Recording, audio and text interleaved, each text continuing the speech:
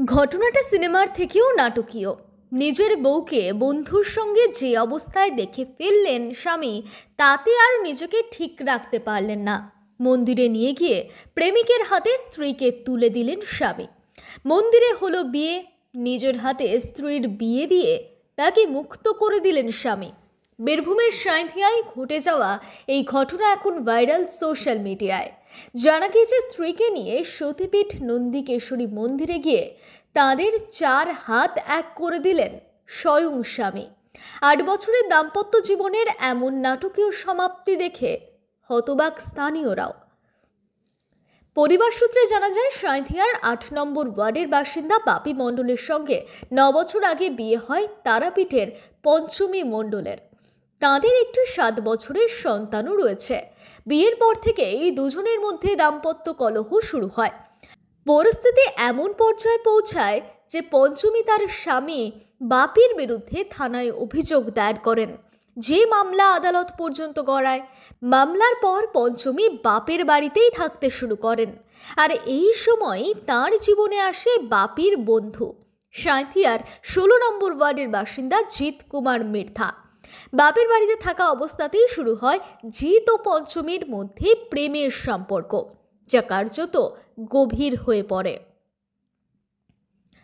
এই সম্পর্কের কথা স্বামী বাপিও জানতে পারেন। এই ঘটনার নাটকীয় মোড় আসে মঙ্গলবার সকালে।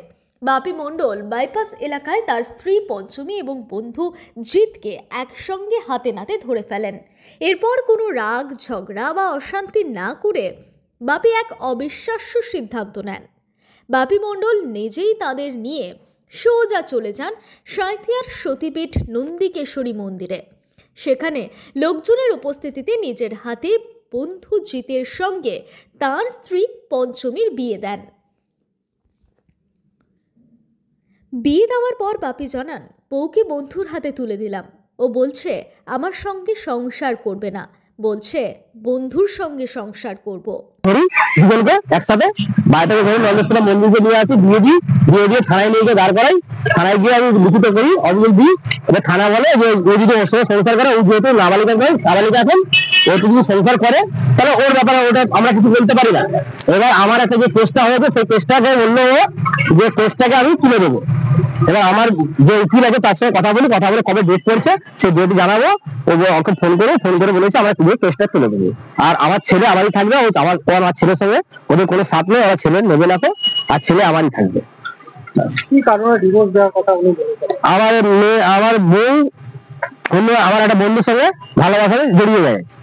এবার তার জন্য ওকে ওর সঙ্গে সংসার করে আমার সঙ্গে সংসার করবে না। সেটা কবে থেকে? সেটা মোটামুটি আমি তো বলতে পারছি না। এবার 8 মাস থেকে ওদের সম্পর্কে, যখন যেহেতু এখানে থাকে না ওখানে থাকে, এবার তখন তো আমি ধরতে পারি, বুঝতে পারি। যখন আমাকে বলে যে আমি ডিভোর্স দেবো তোমাকে, তোমার সংসার করবো না, তখন আমি জানতে পারি যে ডিভোর্স দেবে। তখন আমি তাহলে বাড়িতে গেলাম, ওর বাবার যখন বললাম, ওর মা বাবার সামনে দাঁড় করিয়ে ওকে যখন বললাম, তখন ও বলছে আমি একটা ছেলেকে ভালোবাসি, আমি তোমাকে বিয়ে করবো না, আর তোমাকে সংসার করবো না, আর আমি অন্য একজনকে ভালোবাসি, আমি তাকে বিয়ে করবো। বললাম বেশ।